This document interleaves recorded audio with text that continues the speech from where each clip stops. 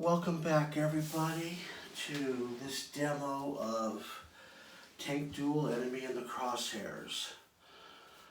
I need to start this video off with a little bit of bookkeeping from the last video. I made a mistake last time and discarded all of these woods cards from these three tanks. Did everything properly, pulling for concealment and all that's correct. I just discarded them all. So I pulled them all out of the discard pile, and they are now back on the tanks. So let's kind of go through a little bit of a summary of where we are on this turn. It's turn 2. We had a very aggressive play last turn. A lot of movement, got into killing range with all these tanks. So if this turn they've got some fire cards, there's going to be some shooting going on. So let's go ahead and go into just a couple of things real quick to start this off. First of all, we've got 3 tanks in the woods, and this one, and this tank are at the 400 range, with this Stug at 600, and this guy's in a gully. I want to talk a little bit more about the terrain cards. As you can see, the movement is very abstract, but it allows you to almost, paint a picture in your mind of the battlefield, and everybody sees it differently. I know when I play, I'm imagining this battlefield unfolding in front of me. Guys are finding woods and gullies to hide into. So it's good for the theater of the mind, all this abstraction of the movement. We can also manipulate the deck that we're playing with. You see here, I've got a bunch of cards that actually say alt on the bottom of them. And these are alternative terrain cards. So for instance, if I wanted to, before the scenario started, I could take this card 71, and that card right there is 71. I could substitute that woods card for a hill card. And what happens is this whole alt deck has less cover than the default deck. So we can make this battlefield much more open, easier to hit people, not as much stuff to hide behind. So you can play the kind of battle that you want just by swapping out these cards for the originals. That's one way that we can manipulate the deck and kind of make the battlefield the way we want it. We've also got a scenario that's called, it's a city fight. So here what we're going to do is we're going to take an entire city deck, and we're going to replace every terrain card in the base game with the city cards. So you're going to fight this battle in a city. And then you'll notice we have a card right here that says City Street. Well, in this game, because woods wouldn't be here, by default we're in a field. Well, by default in this, you're on a city street, and this card has no numbers. It just stays here always to remind you your default is a city street. So that's how we take care of that. And then there's factories and rubble and city corners, just a bunch of city stuff. And the view range that you can see is much shorter in the city scenario. So you're up close and personal in that scenario. So for this game, I didn't tell you last time, but this is card 13, and this is the base card I took out, and you remember that one guy had a mine card. So I substitute 13, it's in this deck right here, is number 13, the mine card. So I took this out and replaced it because I wanted a minefield in this game. So you can mix and match as you want with those alt cards. So that's a little bit on that. I want to touch a little bit more on infantry because we really didn't talk a lot about it last time. Like last time, infantry is a optional rule. it adds a bit of rules and a bit of complexity to the game. It really gives you more to worry about as a tank operator. Now besides just worried about the other guys shooting at you from the other tanks, you got to worry about infantry sneaking up on you and getting you. So there's a couple prerequisites for infantry, when you can use them, and I'm going to just kind of quickly show you how that works, because probably in this turn I might start to use a little bit of infantry. Remember, it's optional. You don't have to use any of these infantry rules if you don't want to, and it makes the game it's a lot faster and less complex. But so what we have in the deck are some cards that have this icon on them right here. This is an anti-tank icon. This one has a bazooka and a Panzer Faust. There's also, take it out of this guy's hand, there's also one with just a bazooka. So the way the infantry works is we have these infantry counters here. They're on the zero side, on the zero range, and they flip over to a Russian side. So the Germans and Russians, they start with their side up on the zero. So if you want to play an infantry card, there's some prerequisites to play in it. There's a couple of different procedures that you're going to do. They're both during the field action portion of your tank turn. So you can take one infantry action. There are two different infantry actions that you can take. One is to advance your infantry line, to push your line deeper into the opponent's side of the battlefield. And that's by simply moving your counter 200 into the 200 box range. The further that you are into your enemy side of the board, the better your chances of getting a successful attack. The second part of the infantry procedure is to actually attack. So let's do the first one first. How do we move the infantry, and what does it do? If you have a card in your hand that has either one of these symbols, the 2 or the 1, doesn't matter what side they are, you can advance your infantry 200. There's 20 of them in a 100 deck. So as a field action, you may either move the infantry or take an attack. So let's say we want to move the infantry. Let's say Germany has just played one of these two cards as a field action to advance the infantry. The Germans already have it up, their side up, so it would slide over to the 200. Everybody that's playing would slide theirs to 200 to know that the Germans have pushed 200 meters into Russian territory, we'll call it. Now the Russians, they will flip their counter to the German side and move it to 200. That signifies to the Germans Germany has pushed 200 into their side of the battlefield. Now, if the Germans were to take an infantry attack, it would be a better chance of success than if the Russians do. Now, let's say the Russians have their turn, one of the tanks, and he's got an infantry that he wants to play. If he did, he would move it back and flip it back over to the Russian side, and the Germans would go back to 0. And let's say on another turn the Russians did it again. Well, this time the Russians would just keep it, and the Germans would flip theirs to the Russian side, signifying that the Russians have pushed into their territory. So that's how you move the infantry. The closer it is to 400, the better your chances of successfully attacking a tank. Now, how do you attack? So let's say we haven't pushed it all. These things are at 0. The enemy are all at 400. You can take a shot because he's in the yellow.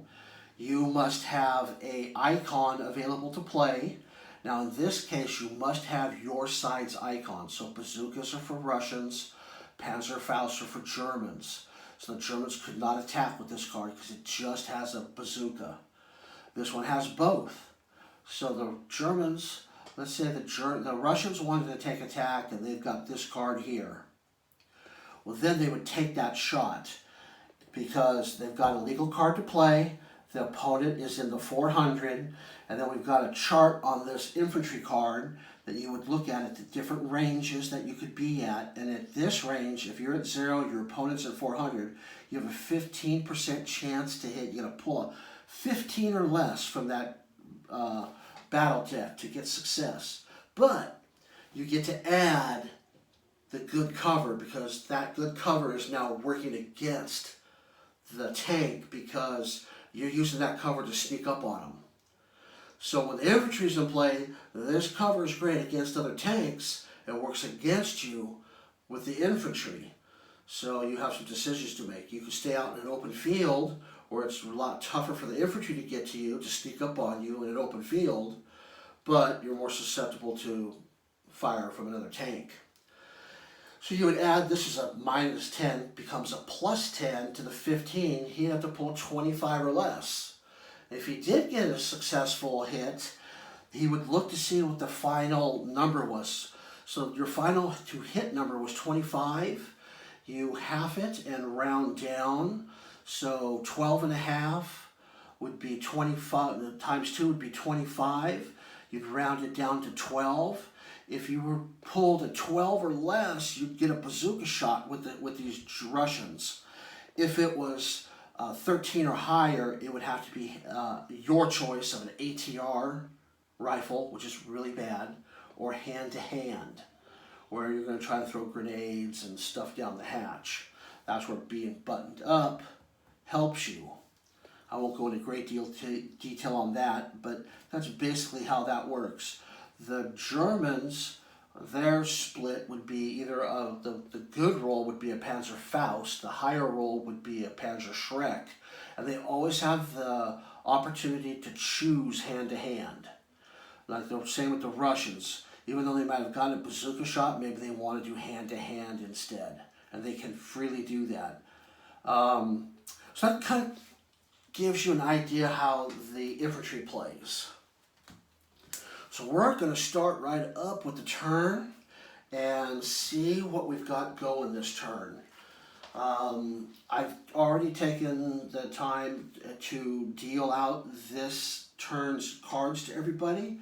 That's the first thing that we do. So at the end, we had a few cards left, like this guy had a couple cards left. We will deal back up to his hand limit. And remember, he's in the yellow now, he gets +1 to his hand size. It was 6, now it's 7. So he's got more cards to work with. So let's see what he's got. He's got that big fire 9 in a field, 89, that's not really good. There's that mine card he's still holding on to. But he's got this fire, and he's got tactics and a command, which are pretty good, a flank. Tactics, flank, command. So looking at him, he is flanked. That is not good for him. So he has a choice. He can either try to shoot first and maybe kill the tank that's got him flanked if he can see him. Well, 2 has got him flanked and he's got 2 spotted. So he knows he can see 2. He knows that he can fire at him. So does he have a chance to shoot first? Well, he's got a couple really low cards here, a 1 and a 5. But these are really good cards. He's got this mine card that's a 13 for initiative. That's pretty low. And I think he's going to take a chance and play the 13 and be aggressive and try to take the shot before he does. His other option is, if he had a move card, which he does not, he could have tried to move and he could possibly lose flank by him moving. But he doesn't have a move card. So he's going to have up, but he could do this if he wanted. He could play a flank by itself. And if he was to do that, he would actually not be moving, but just rotating his tank to the enemy so he takes flank away.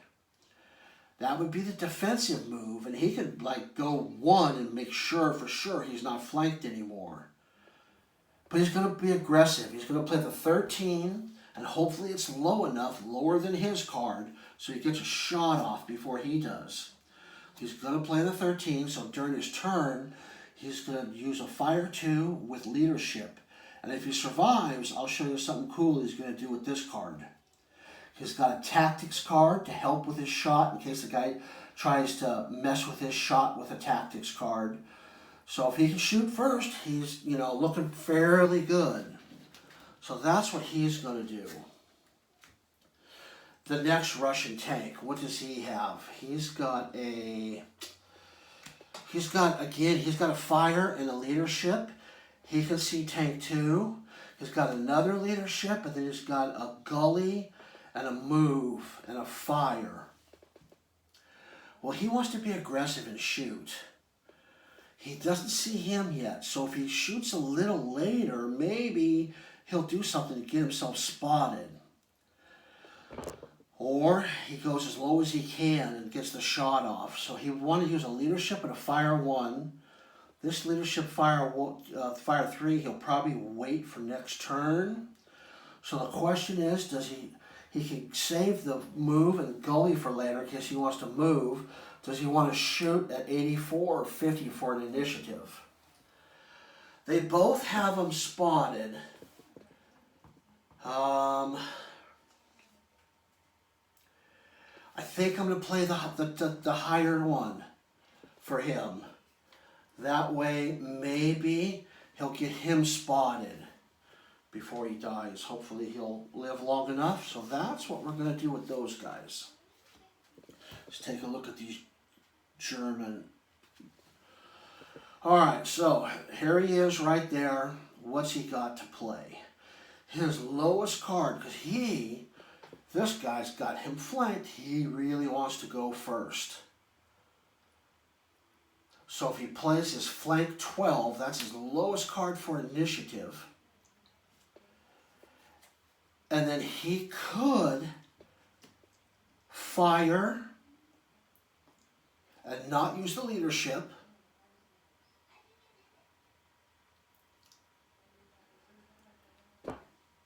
He's got 3 of these cards. He's got a bunch of moves.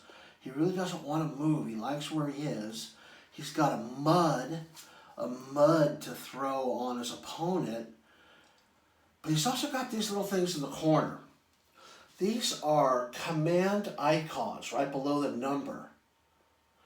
And that icon allows tanks to do stuff that they normally wouldn't be able to do.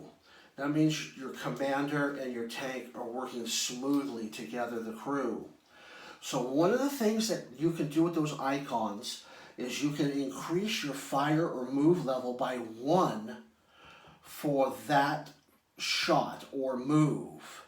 So it allows you to play a little higher cards. If you play 2 cards with icons, so like these 2 cards each have an icon for 2, that allow it to go 1. If I were to play 4 icons, it could go up to 2. That's as much as you can play.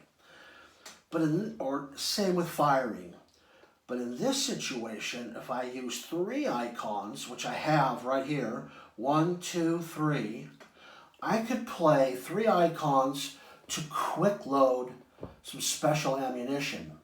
Normally, to load an APCR round, you have to play, it's a tank action, you discard any card from your hand and you freely load a PCR round. Same way if you want to unload it. Maybe you loaded it, now you don't want to take the shot with it, you got to unload it. It takes a tank turn, discard any, and unload it. But if you play 3 command icons, you can quick load and still fire in the same turn. It's expensive, it takes a lot of cards, but it gives you an APCR round quickly. So we'll see what he does when the time comes. But he's going to play this 12, because it's pretty low for an initiative. Hopefully it's lower than this guy. We already know what this guy is. We know it is lower, but we're playing schizophrenic today because we're in God mode. So let's see the last guy here. We've got a mud and a fire, but it's a low 17. He's got a fire 1. He's got a command. He's got a bunch of moves, a tactics, and some infantry stuff. He wants to shoot quickly also, so he's going to take his low. At 6 is even lower, but 17's not bad. He's going to play the 17, and then I'll show you what he's going to do this turn. So we've done our initiative phase. Now we flip them all up like we did last time. We point the number so the opponent can see across the table at it. And we've got a bunch of low numbers here. We've got a 12, a 13, a 17, and an 84. Well, he's definitely going to get to shoot last. He beats him by 1. And I can't tell you how many times in this game you get beat by 1 number. It's just uncanny how it works, but it always does. So this guy, he was trying to be aggressive, but we'll see what happens to him. So the Stug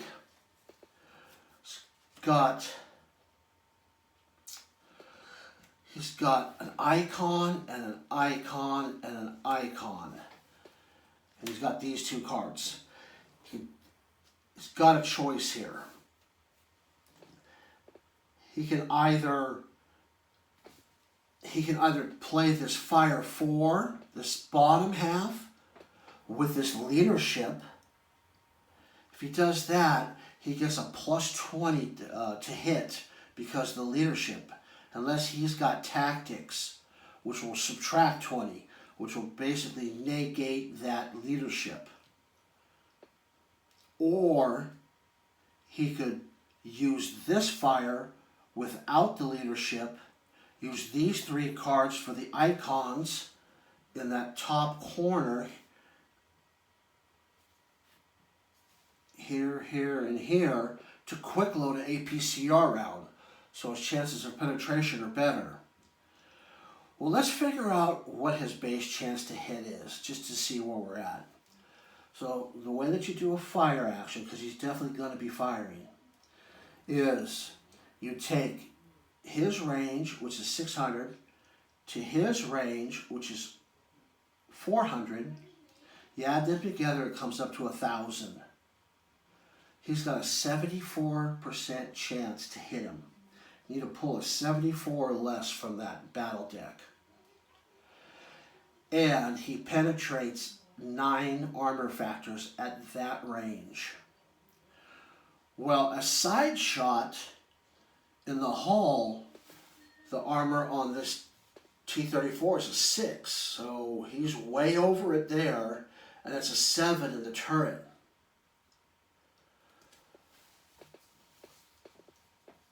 Added to this 70, subtracting from that 74, as we look at this Fire 3, and does it give any bonuses for firing? It does not. If I was to put the leadership with that one, it would go from 74 to 94. Pretty high. We also have to subtract their cover, which is 10. So let's just say it's a 74, it would go down to 64, and it's a -5 size modifier, which would put it down to 59, but he's got him flanked, which is a +10. Put it up to 69. I think he is going to take an APCR shot. Let's do it. So he's going to play these 3 icons, 1, 2, 3, to quick load an APCR round into the breach. So that gets discarded. Now he's going to take he's going to take the shot with this fire 3. So let's go ahead and calculate it out. It's 74. This doesn't give him anything extra. He's got no leadership. Does this guy have a tactics? He does have a tactics. He will play the tactics card. That'll drop 20 off the shot. So it went from 74 down to 54. Minus another 10, 44. Another 5, 39. Plus 10 for being flanked, back up to 49. He's got a 49. He needs to pull 49 or less. And he pulls a 9. That's less. So he's hit him. He fired the APCR round. Now it's gone. You'll notice they are only carrying 2 APCR rounds. The Russians are only carrying 1. Once you fire it, it's gone. We have a penetrating shot. This is still in his hand. I'm just going to put this right here because that's still in, I'm sorry, this guy's hand right here. So we've got a penetrating shot. So let's go ahead and figure out what happens now. If you play 1 fire card like I did, you get, you don't get to call your location. You're going to randomly see where the shell hits. If I were to play 2 fire cards, I could call the hit location, except for tracks. You cannot call tracks. It's either a hull or a turret hit. The upside to that is you can pick the lower armor, and there's a greater chance of killing commanders if you hit them in the turret, and there's lots of victory points in the commanders. So you know, kind of edge your odds a little bit by calling your shot. The downside is you use 2 fire cards. So that's 1 fire card you can't use next turn if you survive. So there's a choice to be made there. In this case, he only played 1, so where does he hit? We pull a card and we look at that battle, that target number, the one down there in the reticle. It's a 4. We look at hit locations. From 0 to 6, you hit the hull. And the side armor on a hull is 6. So how does this penetrate? He fired an APCR round at 1,000. That is 9. The APCR round at 1,000 adds 2 to it, which makes it an 11. You pull this card and you look at the bottom down here. It's a pen modifier, and you add or subtract whatever that number says. In this case, it's a +2. So he was a 9, 10, 11 plus 2, puts him up to 13, which is 6 or higher. It is. It goes through. We have a shot that has gone through. Now we want to keep this card because this one that we looked at here, we're also looking at the target number again down in that corner. It's a 7. We are going to pull from the deck of death, the damage deck, and the first thing we're going to do is we're going to see if that 7 matches the critical hit number, which is right there in that corner by my finger. If they match, it's a critical hit. If it does not match, it's a regular hit and where we hit him in the hull.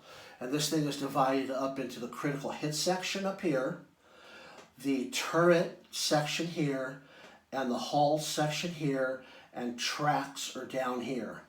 So if you hit him in the hull, you're either doing light or heavy damage. And the way you tell that is in that pen modifier, that +2 is in black. That means it's light damage. If it would have been red, it would have been heavy damage. So, we are going to look at light damage to the hull. And it reads assistant driver, then driver wounded. So what that means is the assistant driver, if there is one, and there is now wounded. If there was no assistant driver, then the driver would have become wounded. It also says on here, auto fire. He is on fire. So what we do is we get into these cards, we pull out a fire card, and we place it right there on his tank he has got to deal with this fire when it's his turn. The next thing that we're going to do is anytime there's a penetrating shot, you have to take a morale check. And on this card, there's some icons down the side of it. The top 3 icons are crew related. What kind of crew do you have? The top one is green, the middle one's seasoned, and the third one down is elite. You'll notice in this one, the second one down is seasoned, and that's what this tank is seasoned, and it's got a green check mark. That means he passes his morale check so far. But then we have to go down the list of stuff.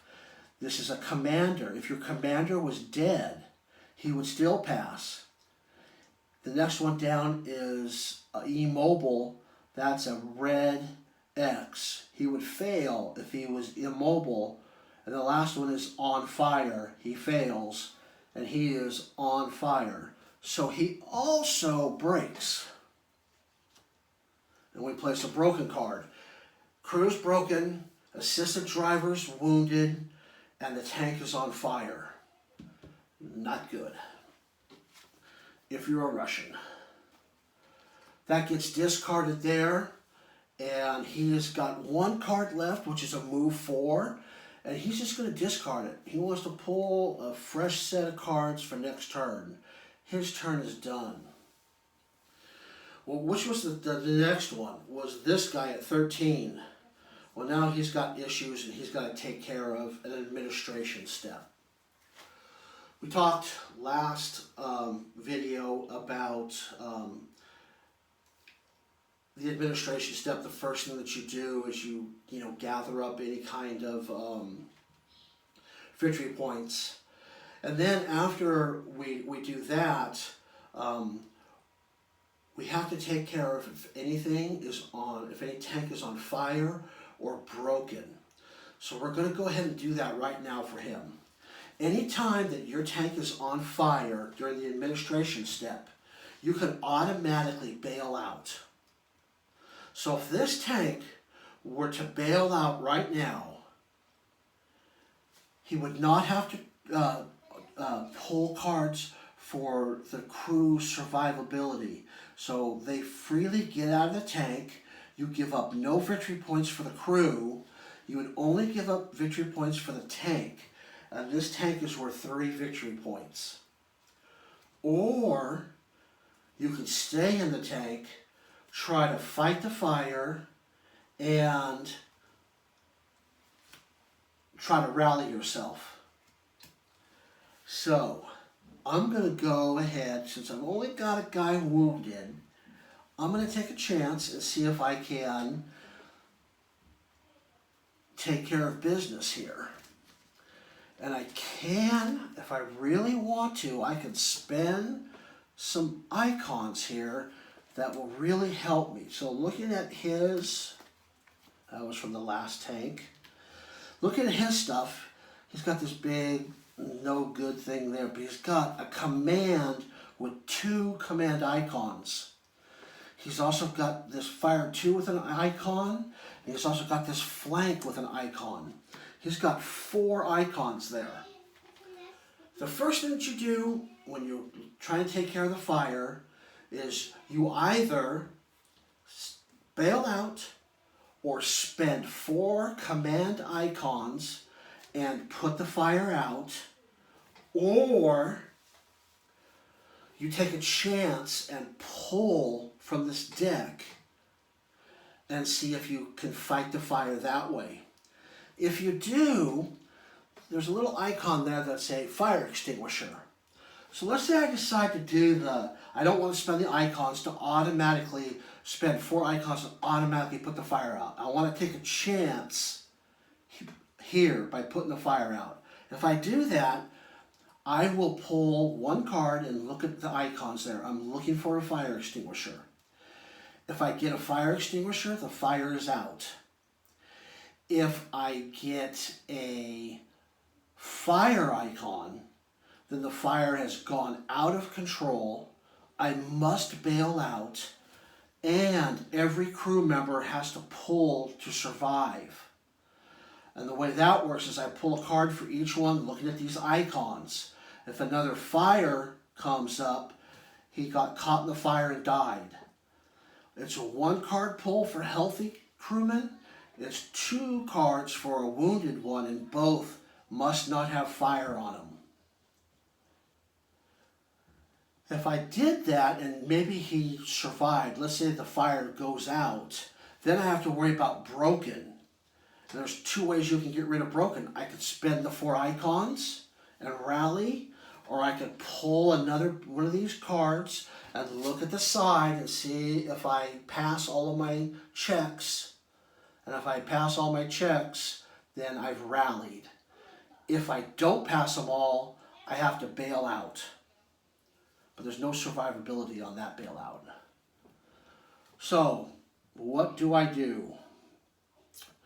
I think for this one, for game, just to show you how things would work, if I was playing normally, I might spend the 4 here and get the fire out, and then take a chance on that.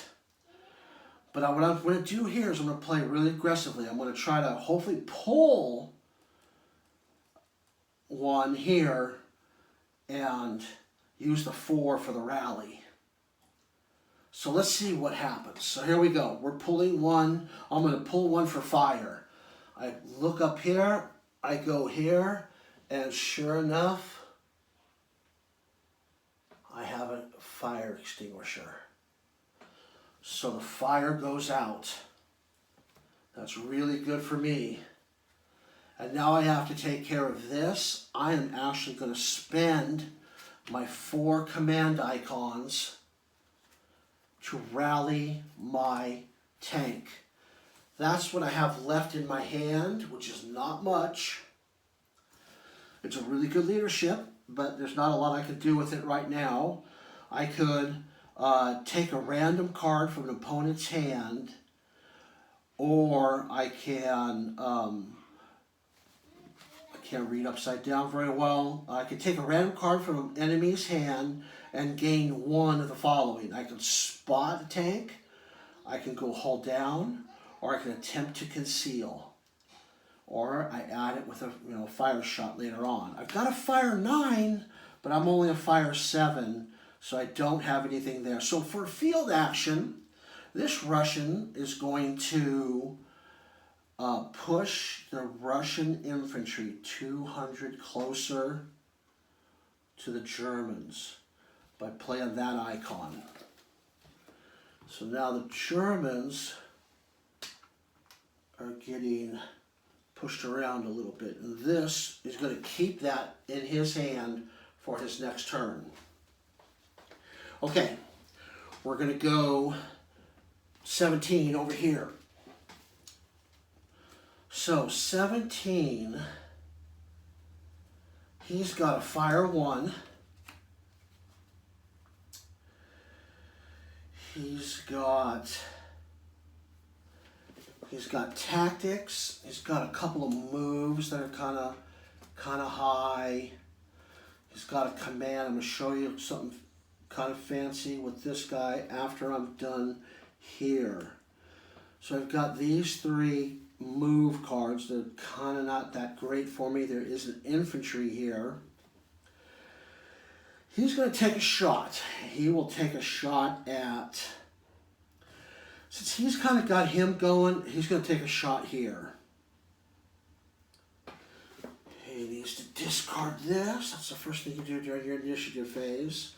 He's going to discard that. So he's going to take a shot. And he does not have any leadership to add with it, so it's a shot. He's at 4. He sees both tanks, so he sees them. He's also at 4, so the range is 800. Now it's 82% chance to hit.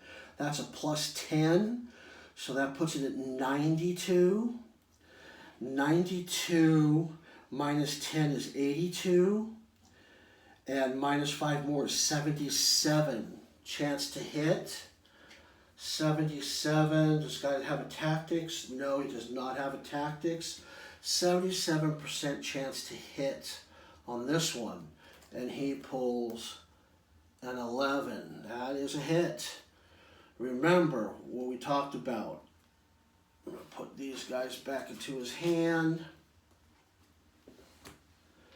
He didn't have to use his tactics. He's going to use that in a second.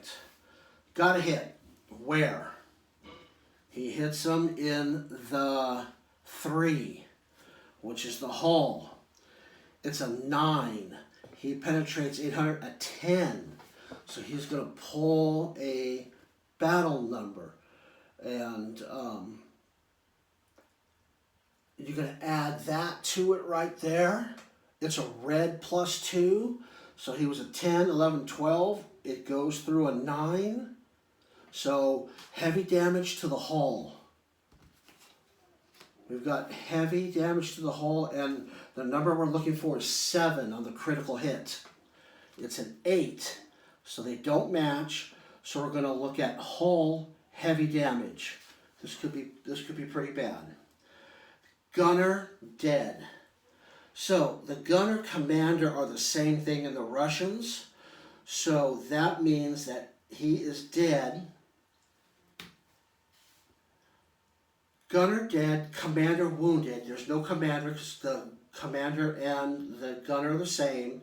And we're going to check for an explosion and a fire. So this commander is worth 5 victory points. So the Germans will receive 5 victory points. And it was this guy that killed him, so we're going to put that on the 5. They're up to 5 victory points for killing him. And it told us that we have to check for explosion and fire. So the first one we're going to check is up here at the very top. And if it's an explosion icon, which it is, this tank just blew up. We don't have to check for the fire because it blew up. Now what we have to do is we have to pull for each of the crew members. So this guy's first. He only has to pull 1 because he's not wounded. We're looking for explosion. He's dead. This guy, looking for explosion. Explosion up in the corner. He's dead. Oh, this is not good for the Russians. And the last guy here, he's going to pull no explosion up in the top. So he survives. So how many victory points did he get?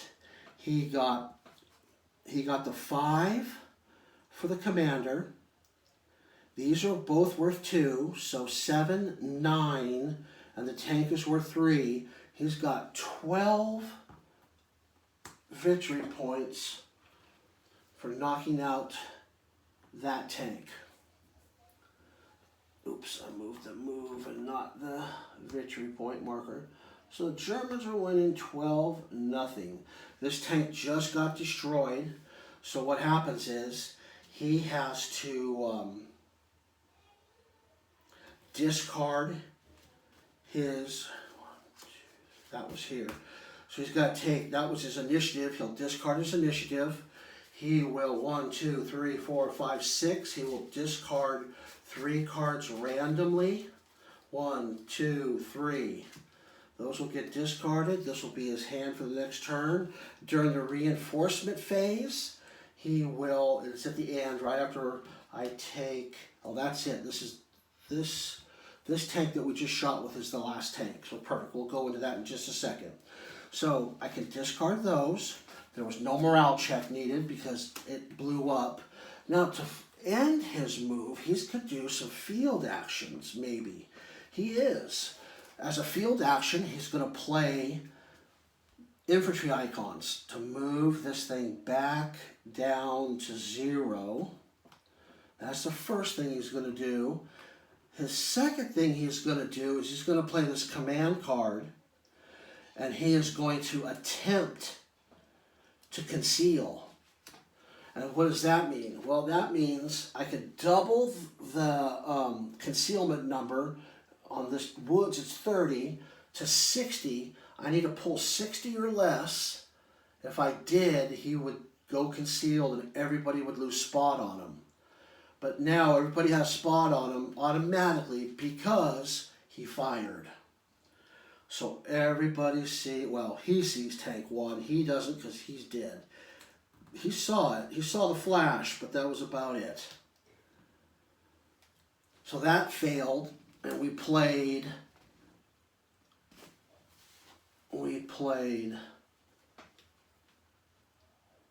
all those cards. So we played that one, we played that one. He's got a couple cards left. He wants to discard a couple, so he's going to discard those 2. And his turn is finished. The last thing that we do is a reinforcement phase where he discards his cards. He resets everything back up to normal. He'll lose his spot. All of the crew members will come back on. He's not buttoned up anymore, and he's no longer in woods because there's another tank in the battle. Because there's a bunch of tanks in this battle, and you just assume another tank. And he would carry over any victory points that he had. He'll keep his APC around because he hasn't fired it yet. And that is it for the second turn. We're at about 45 minutes, so hopefully this will start to get a little faster. There'll be a little bit less rule explanation as I go through these. The 2 big ones, movement and fire, we've covered pretty well. So thanks for watching the second one. I hope it was helpful. Any questions? Again, leave a message there on YouTube, or stuff's on Board Game Geek and Facebook. It's all over the place. Thanks for watching, guys, and I will talk to you soon.